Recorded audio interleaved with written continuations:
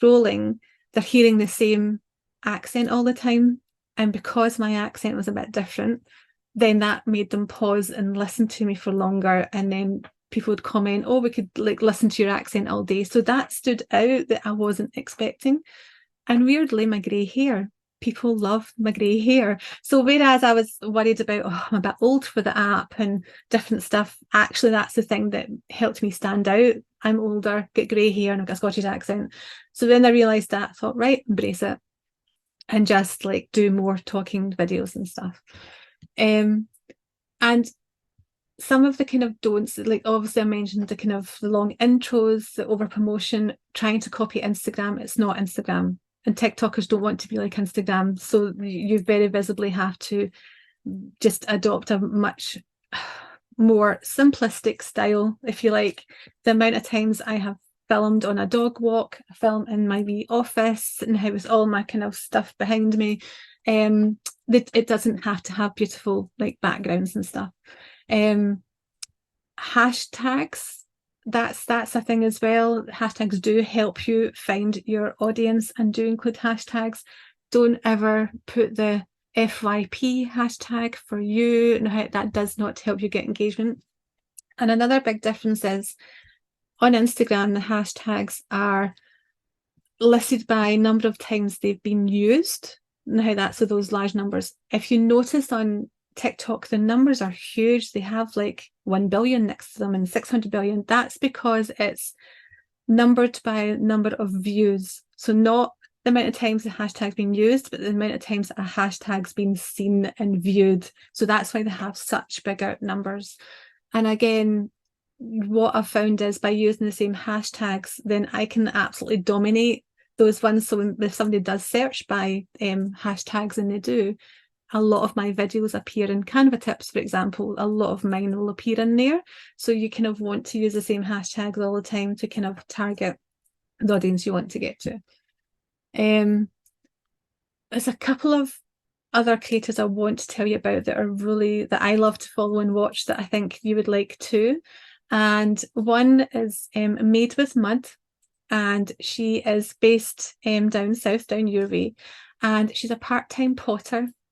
And I came across her because her thing is she does a lot of lives as well. And she literally sets up and talks to you as she's working on her pottery wheel. And she had one video where she talked about, she designed a dignity mug, she called it. And I actually have one because I have arthritis in my hands, and I cannot tell you the struggle I have finding a mug that I can hold comfortably.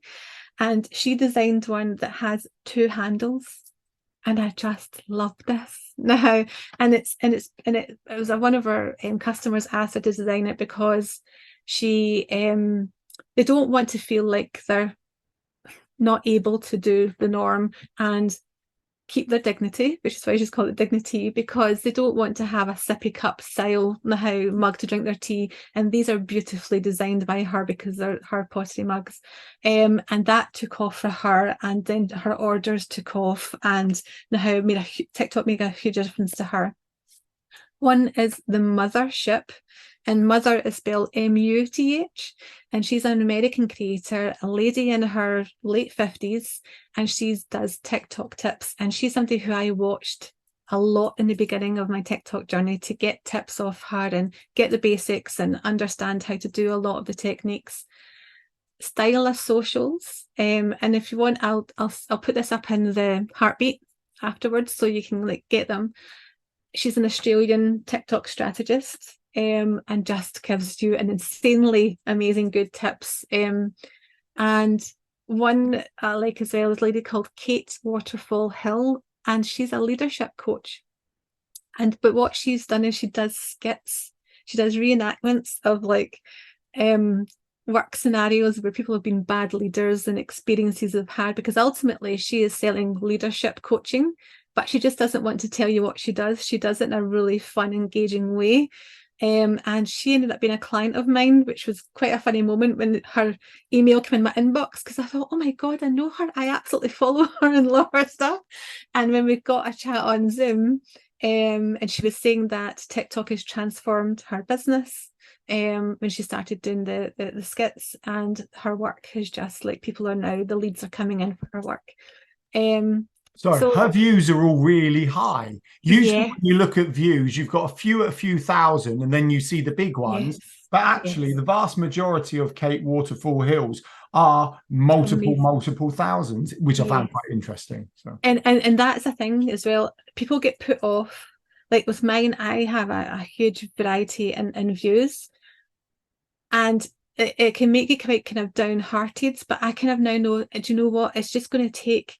It's just, and it's because it's literally going out to the For You page. It's going out to an audience who don't know you now, rather than your followers. With Kate's, what I tend to find is the content creators who are doing skits end up with a really brilliant, engaged audience who start to love their stuff.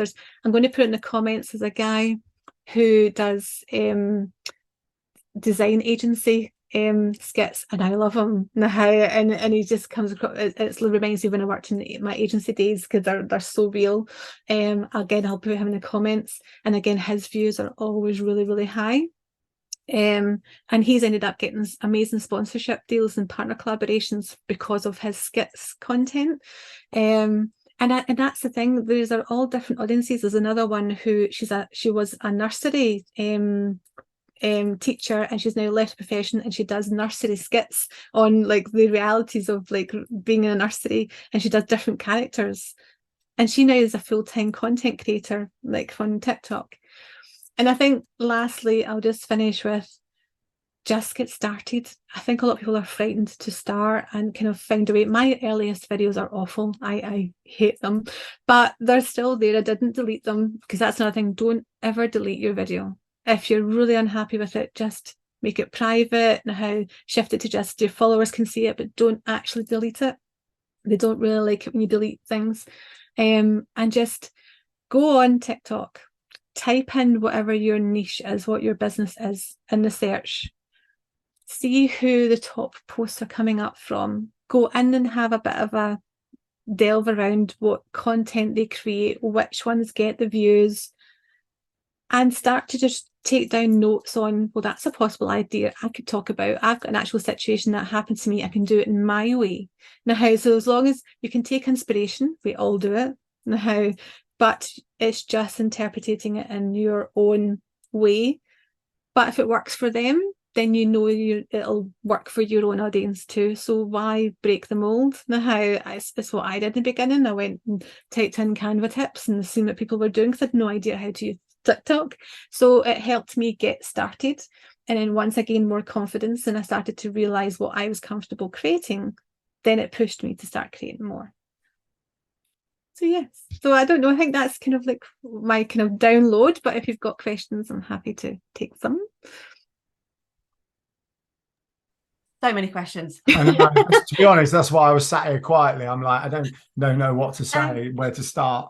One of the things I've taken from what you said is we haven't been successful yet on TikTok, because we post about this. Yes, exactly that. Yes. We are very comfortable on Instagram as a platform. Again, not huge numbers by any means, but what resonated the most with me there is that we are very good at community building and the followers that we currently have and engaging our existing audience. We're not very good at the brand new, I have no idea who you are, as in the For You page. So for me, my first thought for us to have a chat about is that format. What do we actually need to do to kind of break into that new audience of people who don't know Yellow Tuxedo yet? And that's such a really tricky thing to, especially from a service base. And this is what I always struggle with in terms of finding that niche. Is that you've really clearly found that with Canva, and I can imagine there are several avenues with the branding side that you could tap into if you decide to do a secondary profile. We're such generalists. It's about how you hone in on what that niche is and run with it. And so I was sat here thinking, we're picking your brains, Jules, if you're being honest. So I'm sat here thinking that, like, we don't niche down to a market or a particular industry, specific industry. So, we kind of stop at small business currently and online visibility. And then it's like, well, hold on, we've got the podcast. So should the podcast have its own account, which we have been discussing? It probably should, but we haven't decided that. then it's like the only thing I can get to is doing something on MailerLite, because I know MailerLite inside out. But then MailerLite's not that big. And do I really want to sell ultimately? Like with Canva, I'd rather sell Canva than MailerLite. You know, I don't really want to do people's email marketing, and you can't sell templates per se. So yeah, it's just for us working out where it fits and that hook and everything else. I think with you guys, because there's so many strings to your bow and skills that you guys have. And it's a way you have to link the community building, but what you could actually absolutely talk about is how to build a community. That's all you talk about on TikTok. Because that's something people find really difficult and they struggle with, but that can be your area of expertise. That's all you talk about on TikTok, but it still drives people who that are then interested in you back to ultimately what you want. More people to know about your services, to like either come on board into your membership or work with you one-to-one. And that's what I had to think about, is how can the content I create, and it's such a simple entry level stuff that I do on TikTok, but it ultimately links back to what I do my day job. And I've got brand clients investing in my full brand service from just what I thought was completely unconnected with the TikTok tip, the Canva tips. I'm curious, following on from that then, Jane, we might let you speak at some point, all right? Currently, we're utilising this time. Because I'm also very interested in your customer journey to get to that sales point. And do you ever... This is the page you get. Do you ever track your paying clients who may have started their journey with you on TikTok? How long have they been following you? Do they stay on TikTok and then get comfortable and then make that purchasing decision? Do you get them off platform if they're on your email? Do you know roughly how long they have to be warmed up with as a TikTok audience? Because we get that with our Instagram and our email marketing stuff. So I think we should add for us, sorry to interrupt, Jules, but our audience has pretty much plateaued for 2 years. For 2 years, we've not particularly grown for a variety of reasons, which some obviously, you know, it's us. To do with the customer journey. So you asked how long they were following for, and I know what was prompting that question. So I felt I should introduce that bit of info. Interestingly, I'm the same. My Branding by Jules account has not grown in 18 months. It's sat at the same 100 followers, give or take, for the last 18 months. However, my Design in Your Pocket account is actively growing new followers every single day. And I think it's because it's something that people can take bite-sized information and feel they've gained some useful information from. The branding is a much longer term customer journey, and I think that's the thing with you guys. You have two different edges to the field. You either have people who it takes them a long time to get to know you, watch you, trust you, be in a place to invest themselves. Like I've had some brand clients that have watched me for 3 years before they're in a place themselves to invest in the branding, whereas with the Design in Your Pocket, they very quickly convert either into a membership or booking on a course, and that's the thing as well. Like since I started talking about doing the actual in-person workshops, it's not people who know me that are booking on. I'm finding a whole new audience, like locally, that are coming to me. I think out of all of them, I've done 3 workshops so far.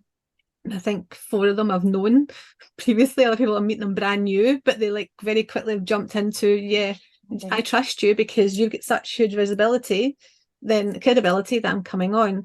And TikTok, yes, they either come really quickly, grab the information they want and disappear, or I have some people who comment on every single video literally I put on, and then they've converted across to either join my Facebook group, which I've just started, or they've came into my Instagram and then they're DMing me.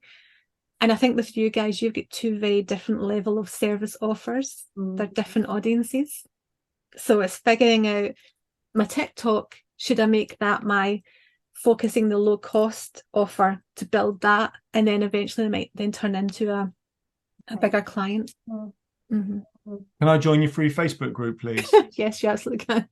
I'm on it. I've sent it a request. Tell us about your TikTok journey so far. See, I could see Jane cleaning up on I TikTok. think Jane is the perfect Like TikTok. my mum, I wish I could get my mum on TikTok. People would bloody love her. Oh my God, there's so much content. I absolutely implore you to go on TikTok and type in Squarespace tips, and you will see an abundance of stuff. That's my next question. So I'm sitting here while you're talking, 100% inspired. You know, Emily and I, we've been creating content for over a decade, different channels. But to be honest, we're still generalists, right? We know that. And we're quite happy being generalists, other than having specific growth. Okay. So what was my point? I then thought, while you're talking, how many people are talking about Canva on TikTok? And there's loads, right? There's loads and loads, as well as Canva talking about Yeah. And we know you. We know Danielle. Danielle was at the Digital Circus Live the year before you, if you know Danielle. Yes. Well, Danielle was one of my earliest people I watched, and she when I had quite a small following, about 10,000, she took a video I'd done, tutorial, changed it in her own way, but named me and said, inspired by Jules Designer Pocket. I like that. That got me like 5,000 followers because she had a bigger audience at the time. She helped me get more followings. So my question is, Canva, like, I'm going to use the word is oversaturated. Clearly it's not. I know the answer to this, right? But what's your take on there being 1 billion Canva accounts? And you know, and it's a big thing, is I do not believe any market is oversaturated. I agree, but it's literally because I am part of, as you guys are, you have your local networking groups as well, and I can be in a networking group with other graphic designers, and I love actually meeting other designers. I'm not threatened by them at all, because one, their style is different, two, their personalities are different, and I know people are either going to gravitate more towards me or they'll gravitate more towards that other person. I don't ever really look at the other creators, because I don't want to become obsessed with how they've done it and how they've edited it. I'd rather just create stuff my own way, and then if people like it, they'll follow me. I don't worry about what others are doing. Yeah, we've always tried to aim to work like that. Once in a while you do find yourself checking out others, and then I regret it, because all I find myself doing is trying to replicate what they're doing. You've already said it, Jules. No one can be you, right? You are, with a beautifully Scottish accent, you've got your beautiful hair, you've got your tone of voice, you've got the way you present yourself, and no one else can be that. That is purely you, and people will like you for that. So if anyone's watching some on replay, it comes back down to that personal brand element of it. What is your personal brand and personality? And getting that personality across in what you're doing. Because ultimately what you've got to think about is, if you do convert somebody into working with you, they already know what you're like, so you already have a better relationship with them from the very beginning. The amount of times I went on a Zoom call one-to-one with them, and they're like, oh my God, you're exactly like how you are on when I watch on the videos. And so I think, right, that I'm getting it right, because if I am appearing the same way when they talk to me one-to-one